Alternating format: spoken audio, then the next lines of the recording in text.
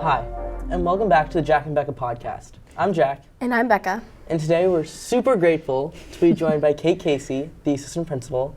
Thank you so much for being here, Miss Casey. Absolutely. Thanks for having me. Yeah, we're super grateful to have you here. We just had February break recently, so how was your February break?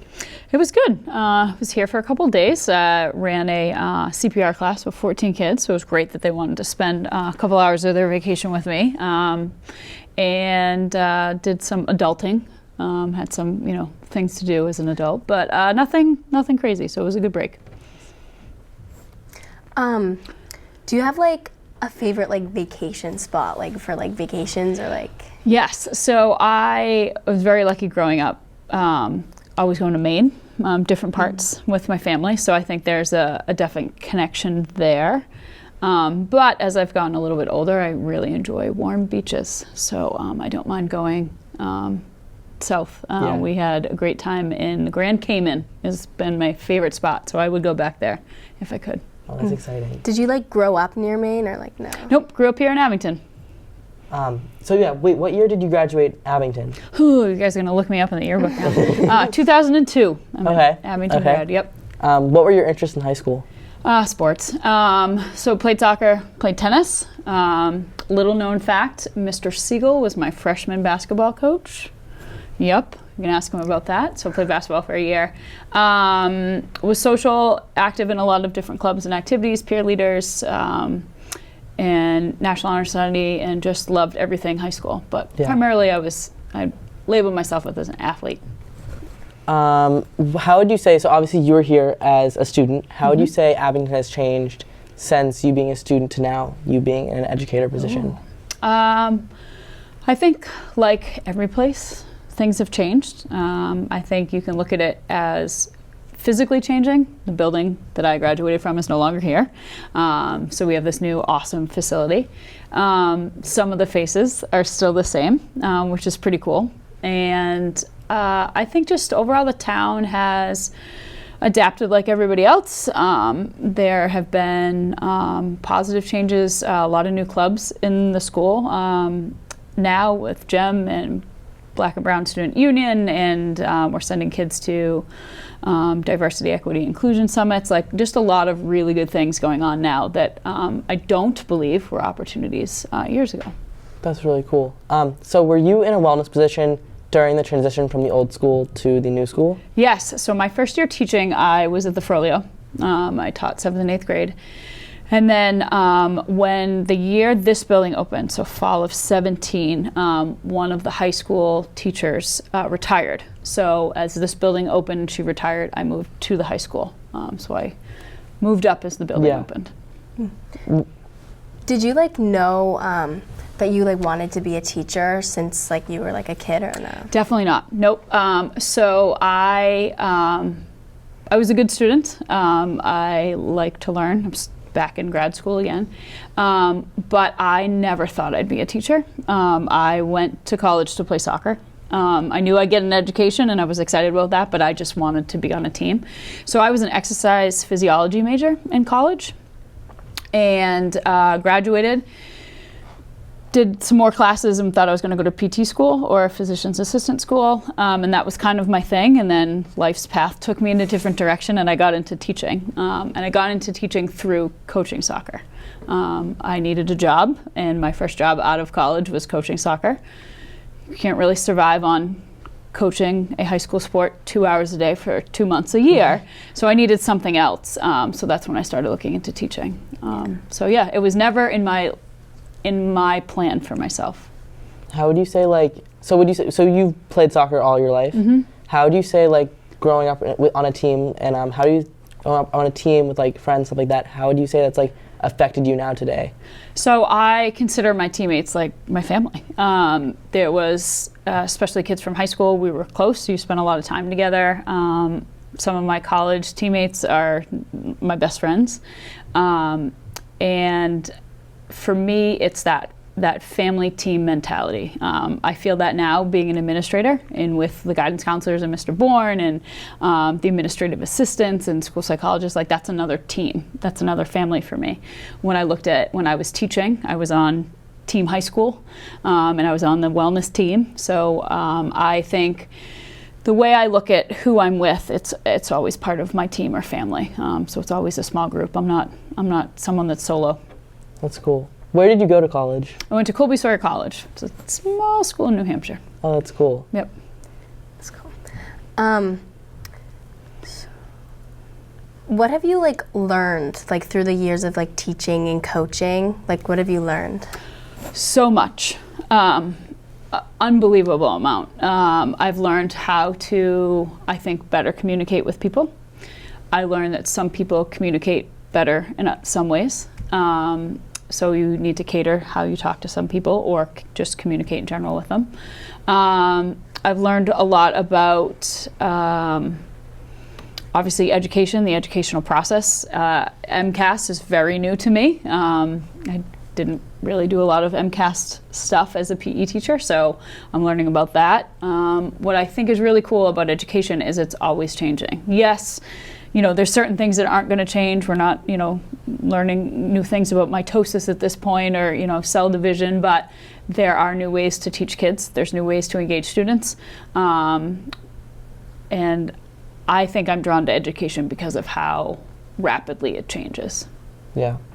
I like that you talked about communication because communication is super important when connecting with students. But again, education is constantly changing and communication with students has definitely changed even since post-COVID. Mm-hmm. So how do you as an educator adapt with communication and other challenges like that emerge post-COVID and things like that? Great question. I'd like to think I'm doing a good job, but I always think that there's room for improvement. We are here, we as educators are here for the kids. So I think there's ways that you all can educate us on better ways to communicate. For example, I'm not much for social media, but have developed some social media to be able to communicate with my soccer kids and their families. I know that's the way that you guys live your lives, which is awesome. So to be able to learn from you all how to better communicate helps. If I'm talking one way or trying to convey a message and you guys are just looking at me like I have no idea what you're saying, that's never going to help. And I can say it 8 times and it's still not going to help. So just learning from you guys is a big part of it. Yeah. I had a quick question just on social media, because you went to Abington. Yep. How would you say social media has affected the culture of the student body? Since, because it's social media when you were a student here versus now. There wasn't any. To date myself slightly, Facebook came out when I was in college. So I was an early Facebook adopter from college. So there wasn't social media when I was in high school. Or if it did, it was such a small niche group that used it. I think people are very quick to go to the negative side of social media, and I get that. I've seen it, I've lived it, I've been in it, and I understand that. But I also think there's ways to unify and to use social media for good. I love seeing pictures from the play or kids at sporting events, and just I think there's a nice side of student life promotion that can happen through social media if used properly. So recently you went through the transition of being the gym teacher for a while into being the vice principal. How has that been? What did you see yourself being the vice principal at all? No. Awesome question. I think of my transition from being an educator to administrator as much like me studying exercise physiology in college and then becoming a teacher. I never thought that this would be my path. Awesome, amazing, unique opportunity presented itself for this year where I could try it for the year. I truly wasn't sure what I was getting myself into. I thought I knew what administration was, and I was completely wrong. But I fell in love with it. I love the fast pace of it. I love being able to connect with different groups of kids. I love this community, so I like being able to connect with community members and stakeholders within the district. And that team, that administrative team that I am part of is pretty amazing. So it's been great. It's been a major transition. I think your life as a teacher can be rather predictable, right? I'm running these 6 classes. This is my lesson for today. Yes, we've all been in rooms that things happen and you're like, what am I doing? But the unpredictability of admin has been kind of has been fun. It's like kept me busy. So it's been a nice transition. Well, I'm glad to hear that you like being admin at Abington. So what are some of the like unpredicted challenges that you do not expect when moving into the position? Ooh, let's see. I think how to prioritize what needs to be done. So I think every day I have a 2 o'clock clock that just ticks all day, right? 2 o'clock comes and it's like, all right, well, I needed to follow up with Jack on something and that's gonna happen tomorrow. So learning to prioritize my day to make sure I get what I need to do done by 2, then the other stuff in the afternoon can happen after that. So learning to prioritize my day, the amount of connectedness that I have with the teachers is amazing. But it's always checking in on like, oh, this has to be looked at, or Mrs. Casey, can I get your help on this? Or, hey, have you thought of this? So it's not a bad thing, but I just feel like making sure that everybody is heard and understood and giving everybody the time to address what their concerns are, whether they're students' concerns or staff concerns. And then just never knowing what the next thing is. Like, what's the next phone call? Is it, someone is absent today? That's an easy one, or is it something bigger? So it's been amazing, and I'm excited to see like what happens over the next few years. Does it ever get like so like busy and overwhelming to like have like all these like people coming to you and stuff? It does, but I think what's amazing about it is being able to look at somebody and communicate with like, Jack, I understand what you're going through. Let me try to help you, but I need a minute to figure it out. And being able to have that powerful conversation with someone, like not everything has to be solved in the moment. And then relying on the other members of your team to be like, hey, Jack, as the student's guidance counselor, can you help me out with this? Or, hey, Mr. Bourne, can we talk about this together? So, yeah. How is, that's awesome. How has like your perspective changed as a teacher interacting with students versus now being in an admin position interacting with students? Because obviously it's very different from being in the classroom 100% of the time as opposed to being out of the classroom. I think I've always had pride for building relationships with students, and I think that's where everything lives, right? If you're going to get kids to perform on the soccer field or, on the stage or in the math class, you have to have a good relationship with the kid. So I do miss having relationships with more kids, like 25 kids in a class, 5 classes a day, that's a lot of kids. But I feel like now I'm able to develop deeper relationships with different kids, less kids.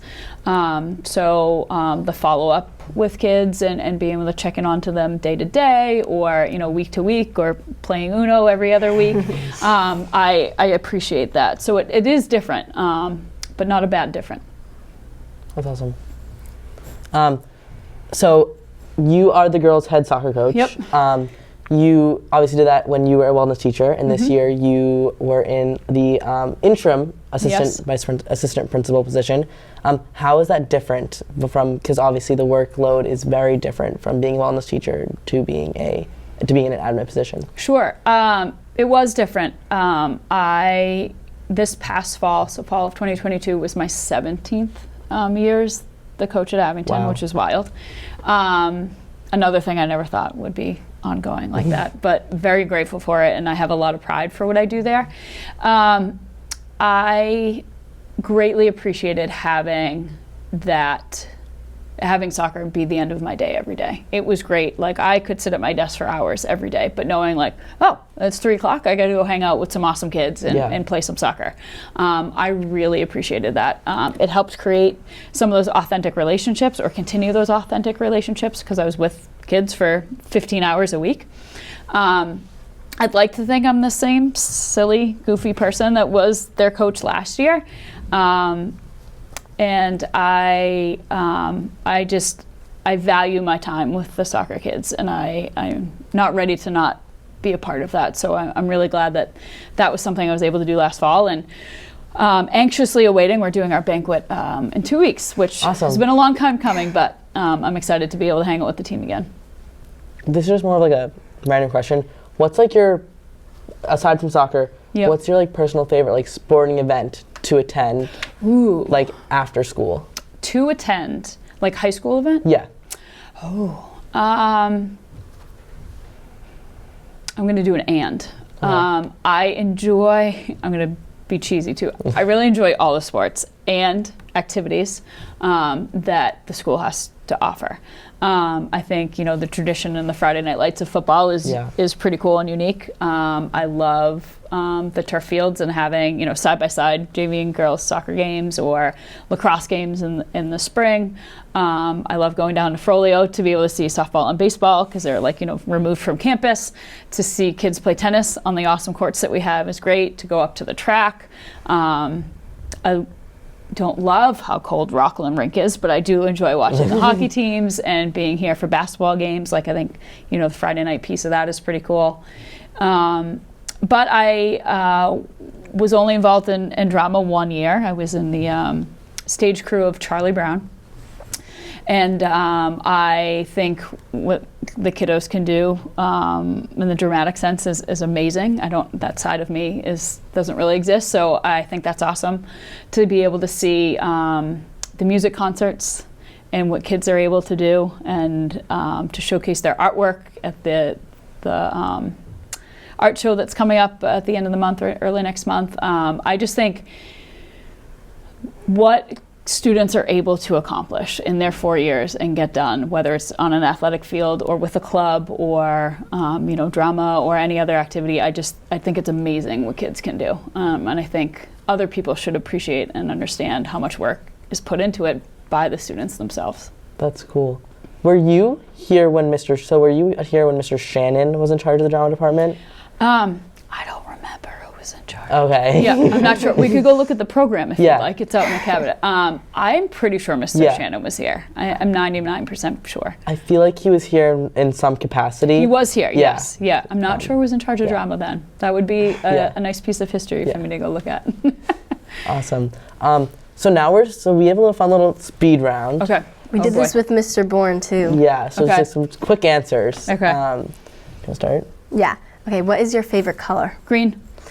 Favorite sport to watch? Soccer. Favorite movie? Princess Bride. Oh, that's a good one. Favorite book?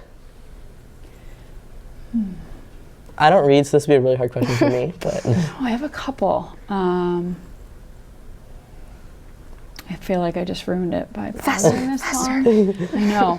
Let's table that one. Okay. Best song? Oh. I don't know. Too many to list. Best song before you were on the soccer field? Like your pump-up song. Yeah. Pump-up song? Like warm-up, like... Oh, shoot. I'm failing right now at this lightning round. I don't know. I don't know if I have one. We'll go to the next one. All right. One place you want to visit? Grand Canyon. Haven't been there yet. I would like to see that too. And circling back to your favorite book? Yeah. I'm going old school. I'm going Charlotte's Web. Nice. Well, thank you so much for being here. This was a lot of fun. Thank you so much for watching. Make sure like this video and subscribe to Abington Cam YouTube channel, and we'll see you next time. Thanks for having me. Thank you. Bye.